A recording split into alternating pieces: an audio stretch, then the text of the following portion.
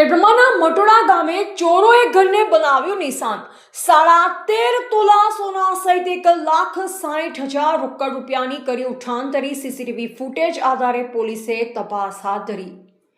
ખેડબ્રહ્મા તાલુકાના મટોડા ગામે ચોરો એક મકાનને ટાર્ગેટ કરી સફળતાપૂર્વક ચોરી કરી પલાયન થઈ ગયા।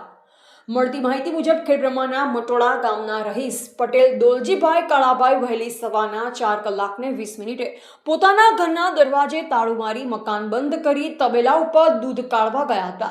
તેવા સમયે તકનો લાભ લઈ મકાનના આગળના મુખ્ય દરવાજાનું તાળું અને નકુચો તોડી ચોરોએ ઘરમાં પ્રવેશ કરી ફર્નિચરવાળું કબાટ તોડી તેની અંદર રાખેલ સોના ચાંદીના દાગીના તથા રોકડ રકમ લઈ પલાયન થયા હતા।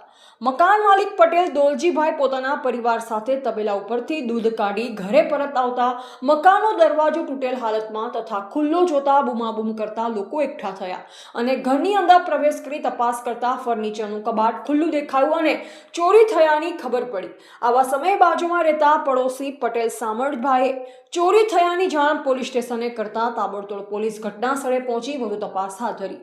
ચોરોએ મકાનમાં પોતાનો હાથ ફેરો કરી 2.5 તોલા સોનાનું મંગળસૂત્ર, 2 તોલાનો સોનાનો દોરો, 2 તોલાની માળા, 1 તોલાના 2 ડોકિયા, 4 તોલાના સોનાના બુટિયા, 3 તોલાનો સોનાનો દોરો, વીટી નંગ 2, ચાંદીના છડા જોડી નંગ 2 500 ગ્રામ તથા 1,60,000 રોકડ રકમની ચોરી થઈ હોવાની માહિતી પ્રાપ્ત થઈ છે। પોલીસે સેવા મંડળી તથા અન્ય સીસીટીવી ફૂટેજ આધારે વધુ તપાસ હાથ ધરી છે। રિપોર્ટર જયેશ ઠાકોર સાથે શૈલેષ પટેલ, જિલ્લા બ્યુરો ચીફ, સાબરકાંઠા।